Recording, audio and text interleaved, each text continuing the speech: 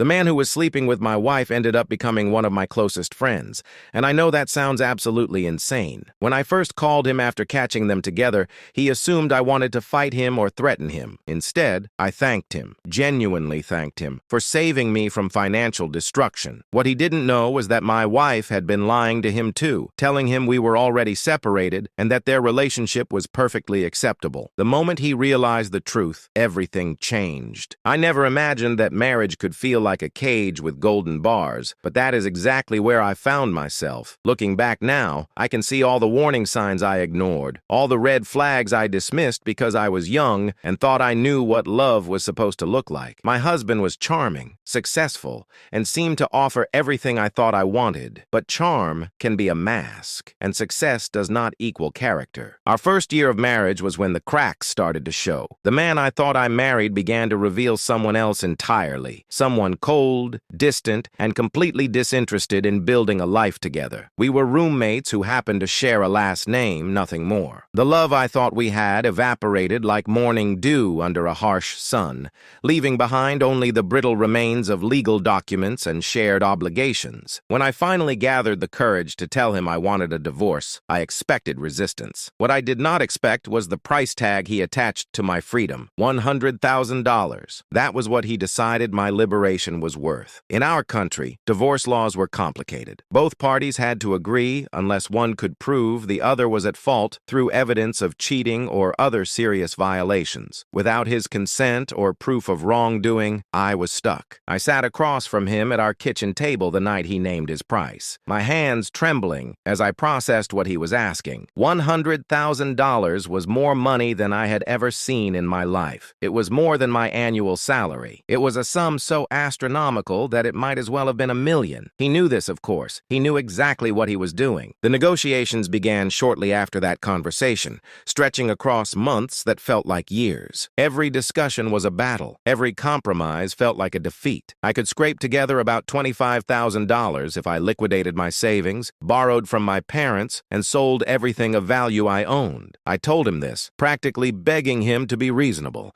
I was willing to give him everything I had just to escape. But he was unmoved. He would counteroffer, coming down slightly, and I would scramble to find more money. Friends offered to lend me funds. My sister suggested I take out loans. My parents, bless them, offered to mortgage their home to help me. The weight of it all was crushing. I felt like I was drowning in paperwork, debt, and desperation. After what felt like an eternity of back-and-forth negotiations, something shifted. Maybe he was tired of the fight, or maybe he realized he was not going to extract more than what I could reasonably give. Whatever the reason, he finally agreed to accept the $25,000 I had cobbled together. The relief I felt was indescribable, like coming up for air after being held underwater for too long. My best friend insisted we celebrate. She said I deserved one night of happiness before the reality of my drained bank account set in. I was hesitant at first, worried about spending even a single dollar when I needed every penny for the divorce payment. But she was insistent, and honestly, I needed to feel something other than stress and anxiety. We ended up at a new bar in a neighborhood I had never visited before. Our city was massive, home to millions of people, with countless districts and areas I had never explored. This particular bar was trendy, packed with people, and exactly the kind of place where you could lose yourself in the crowd and forget your troubles for a few hours. The music was loud, the drinks were strong, and for the first time in months, I felt something resembling joy. My friend and I laughed, danced, and toasted to my upcoming freedom. She kept telling me that better days were ahead, that I was going to look back on this nightmare and be grateful I escaped when I did. I wanted to believe her, but part of me still felt the weight of everything I had been through. At around 2:30 in the morning, we decided to call it a night. The bar was starting to empty out and I was exhausted, the kind of bone-deep tiredness that comes from months of emotional warfare. We stumbled out onto the street, giggling about something stupid, and that was when I saw them. At first, I thought my eyes were playing tricks on me. The man standing under the streetlight kissing a woman with his arms wrapped tightly around her looked familiar. Then the woman turned slightly, and my heart nearly stopped. It was my husband, with another woman, kissing her like they were the only two people in the world. My friend grabbed my arm, her mouth falling open in shock. She started to say something, but I held up my hand to silence her. My mind was racing, calculating, planning. This was not the time for emotion. This was the time for strategy. If I could prove he was cheating, I would not owe owe him a single penny. The laws were clear about that. All I needed was evidence. I watched as they pulled apart laughing about something and began walking toward the street to hail a taxi. My friend whispered urgently that we should confront them, but I shook my head. That would accomplish nothing except alerting him that I knew. Instead, I needed documentation. I needed proof that would hold up if this went to court. When a taxi pulled up and they climbed inside, I made a split-second decision. I ran to the curb, nearly tripping over my own feet, and jumped into the next taxi that appeared. My friend was calling after me, confused, but I was already giving the driver instructions to follow the car ahead of us. He gave me a strange look, but complied, probably assuming this was some dramatic lover's quarrel. My hands were shaking as I pulled out my phone and checked the camera. The battery was low, but I had enough charge to take the photos I needed. Every turn the taxi ahead of us made, I held my breath, terrified they would notice we were following them. But they were too wrapped up in each other, too confident in their secrecy, to pay attention to the traffic behind them. When the taxi turned onto my street, our street, I felt a surge of vindication mixed with fury. He was bringing this woman to our house, to my house. The audacity of it was almost impressive. The taxi pulled up to the curb,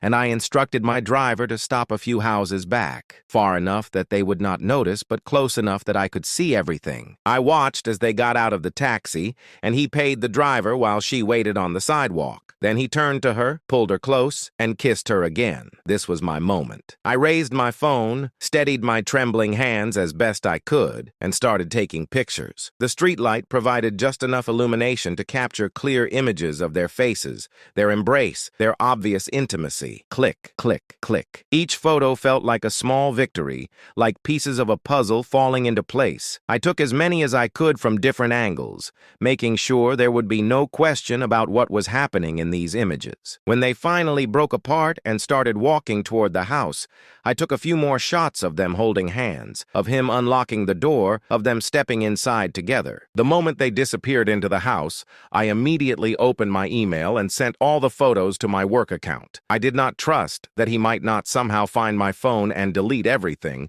so I needed them backed up somewhere safe. My heart was pounding so hard I could hear it in my ears as I watched the email send, the little progress bar creeping across the screen. Once I was confident the photos were secure, I paid my taxi driver and got out of the car. My friend had been texting me frantically, asking what was happening, and I sent her a quick message explaining everything. She responded with a string of shocked emojis and told me to be careful. I walked up to my house, and stood on the sidewalk for a moment, gathering my courage. Then I walked up the steps and opened the door. They were in the living room, and the look on his face when he saw me was priceless. A mixture of shock, fear, and anger all rolled into one. The woman with him looked confused, glancing between us like she was trying to understand what was happening. I introduced myself calmly, my voice steady despite the adrenaline coursing through my veins. I thanked him, yes, thanked him for making this so easy for me. I explained to the woman that I was his wife, that we were very much still married, and that apparently she had been lied to. Her face went pale and she looked at him with disgust. I pulled out one of my business cards and handed it to the other woman,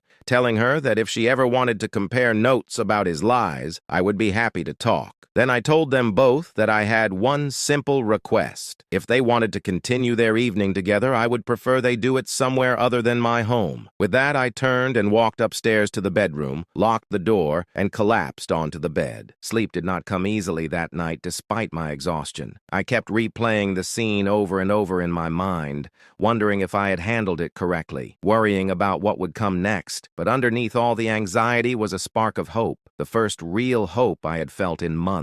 The next morning, he was furious. He was waiting for me in the kitchen, his face red with anger, and immediately launched into a tirade about how I had embarrassed him, how I had no right to follow him, how dare I speak to his guest that way. I let him rant, sipping my coffee calmly, until he finally ran out of steam. Then he said something that made my blood run cold. He pointed out that since we had already agreed to the divorce terms before I caught him cheating, it might not technically count as grounds for a fault-based divorce. He said I might still have to pay him the $25,000 we had agreed upon. I had no idea if his argument would hold up in court, but it scared me enough that I started to doubt my victory. I spent that entire morning in a fog of worry, second-guessing everything. What if he was right? What if the timing of our agreement meant I was still obligated to pay? What if I had celebrated too soon. I was sitting at my desk at work, staring blankly at my computer screen, when my phone rang with an unknown number. I answered hesitantly, and a male voice on the other end apologized for bothering me. It took me a moment to recognize the voice. It was him, the man from last night, the man who had been kissing my husband on the street. He said he wanted to talk to me, that there were things I should know. We agreed to meet at a coffee shop near my office during my lunch break. When I arrived, he was already there, sitting at a corner table with 2 cups of coffee. He looked nervous, fidgeting with a napkin,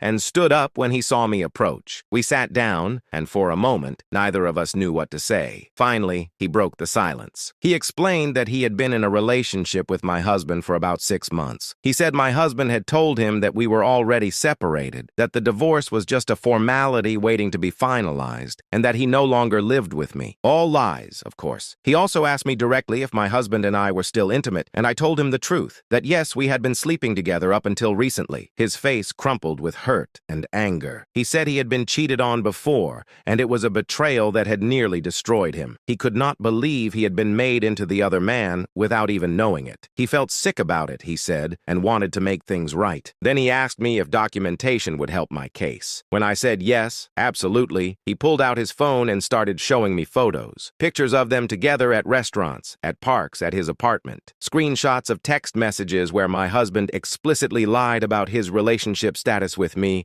where he claimed I was ancient history, where he made promises about their future together. He sent me everything, every photo, every screenshot, every piece of evidence that proved my husband had been living a double life for months. I saved it all, backed it up to multiple cloud storage services, and even copied everything to a USB drive that I immediately hid in a locked drawer at my office. Armed with this mountain of evidence, I felt like I was holding a winning lottery ticket, but I did not want to gloat or be cruel. I just wanted out. That evening, I asked my husband to sit down with me for a serious conversation. He was wary, probably expecting another fight, but I kept my tone calm and businesslike. I laid out everything I had, the photos from that night, the documentation from his partner, the text messages proving he had been lying to multiple people for months, the timeline showing that the affair had started long before our divorce negotiations. I explained that with this evidence, I could pursue a fault-based divorce and potentially sue him for financial damages on top of getting out of our marriage for free. His face went through several shades of pale as I spoke, and I could see him calculating his options. Realizing he had none, I gave him 2 choices. Option 1, he agrees to a non-contested divorce. I give him 30 days to move out. He gets nothing from me,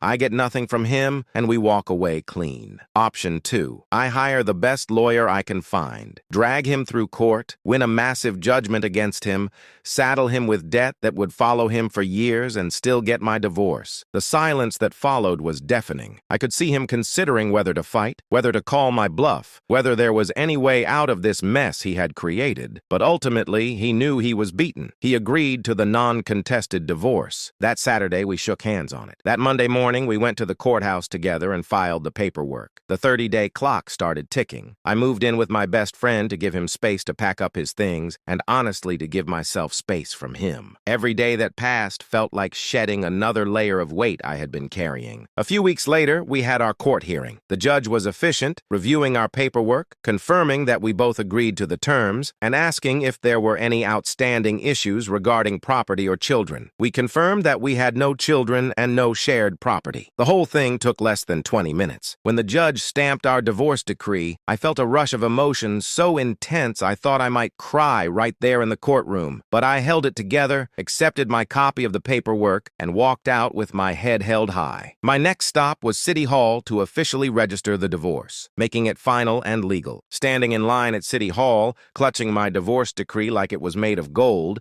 I felt lighter than I had in years. When it was my turn at the counter and the clerk processed my paperwork, stamping it with an official seal, I wanted to laugh and cry and cheer all at once. I was free, actually truly legally free. The man who had been seeing my husband, my ex-husband, I reminded myself with a smile, reached out to me a few weeks later. He said he had ended things completely and wanted to apologize again for his unwitting role in the deception. We ended up meeting for coffee, which turned into occasional lunches, which eventually turned into an unexpected friendship. It sounds bizarre, I know, but we bonded over having both been lied to by the same person. He was kind, funny, and had his own interesting interesting stories about navigating relationships and trust after betrayal. Over time, he became one of my good friends, someone I could call when I needed advice or just wanted to vent about life. The distance that grew between us during the pandemic was not due to any falling out. It was simply the way life sometimes pulls people in different directions. We still exchange messages occasionally, checking in on each other, sharing updates about our lives. I am grateful for his role in my story, strange as that sounds. As for my ex-husband, I heard through mutual acquaintances that he struggled for a while after the divorce. Part of me felt a tiny bit of satisfaction at that, though mostly I just felt relieved that he was no longer my problem. I moved on with my life, rebuilt my savings, and eventually opened myself up to the possibility of love again, this time with much more caution and wisdom. Looking back on that entire ordeal,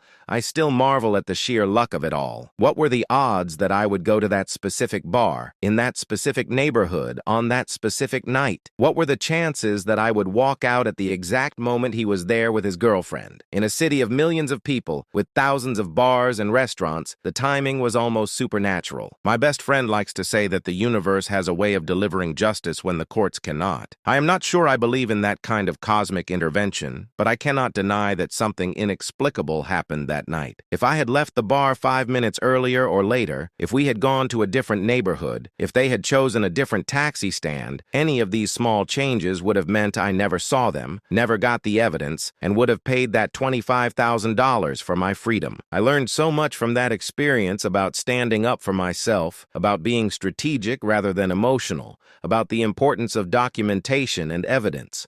I also learned that sometimes the people you least expect can become allies in your fight for justice. That man who was dating my husband could have refused to help me, could have been angry at me for exposing his relationship, but instead, he chose to do the right thing. The whole experience taught me that marriages should be built on honesty, respect, and genuine partnership, not on convenience or appearances or financial arrangements. I wasted years of my life in a relationship that was broken from the start, and I am determined never to make that mistake again. Friends who know my story sometimes ask me if I would have done anything differently. The honest answer is no. Every painful negotiation, every sleepless night, every moment of desperation was necessary to get me to that bar on that night at that time. If any piece of the puzzle had been different, I might still be trapped in that marriage, drowning in debt, trying to buy my way out of a commitment that should have ended years earlier. I also learned that revenge is not always about being vindictive or cruel. Sometimes revenge is simply refusing to be taken advantage of, standing up for yourself, and walking away with your dignity intact. I did not set out to hurt my ex-husband. I just wanted my freedom without being financially destroyed in the process. The fact that his own actions provided me with the means to achieve that was simply the universe's way of balancing the scales. The people at my workplace who knew bits and pieces of my story were amazed at how it all unfolded. Some called it karma. Others called it divine intervention. A few simply shook their heads in disbelief at the coincidence of it all. Whatever you want to call it, I will always be grateful for that night, that bar, and that taxi ride that changed everything. These days, when I am going through something difficult, I remind myself of that experience. I remind myself that sometimes solutions come from the most unexpected places, that persistence pays off, and that standing up for yourself is always worth it, even when it feels hopeless. My divorce taught me that I am stronger than I thought, more resilient than I believed, and capable of handling whatever life throws at me. I have been asked if I ever spoke to my ex-husband again after the divorce was finalized, and the answer is no. We had no reason to maintain contact, no children to co-parent, no shared property to manage, no mutual obligations. He moved out during those 30 days. I changed the locks, and that was that. Clean break, no looking back. The money I had scraped together to pay him, I used some of it to take my parents on a vacation as a thank you for their support during that nightmare. I used the rest to start over. New furniture, new clothes, new life. Every purchase felt like an act of reclaiming myself, of building something that was entirely mine. Sometimes people ask me if I feel guilty about how things turned out, if I feel bad that he ended up with nothing while I walked away free. The answer is absolutely not. He made his choices. He tried to extort money from someone he claimed to have loved. He cheated, lied, and manipulated multiple people. He dug his own grave. I just refused refused to jump in with him. My story is not unique. I know there are countless other people trapped in marriages they want to leave, held hostage by unfair laws, impossible financial demands, or fear of the unknown. If my experience can serve as a reminder that there is always a way out, that persistence and documentation and strategy can overcome even the most unfair situations, then sharing it was worthwhile. The friend who was with me that night at the bar still brings up the story at parties. She loves telling people about my reaction when I saw them on the street, about how I jumped into a taxi like some kind of spy movie character, about the look on my face when I realized I had just stumbled into the evidence I needed. She says she has never seen someone go from devastated to determined so quickly. In the end, I got exactly what I wanted: my freedom, my dignity, and my financial stability. My ex-husband got exactly what he deserved, nothing but the consequences of his own actions. And the man who had been dating him got the truth, even though it hurt. Everyone ended up where they were supposed to be, and I cannot ask for anything more than that. This story happened many years ago now, but I still think about it sometimes. Usually when I am facing a situation that feels impossible or unfair. It reminds me that luck favors the prepared, that justice sometimes arrives when you least expect it, and that walking away with nothing is sometimes the biggest win of all.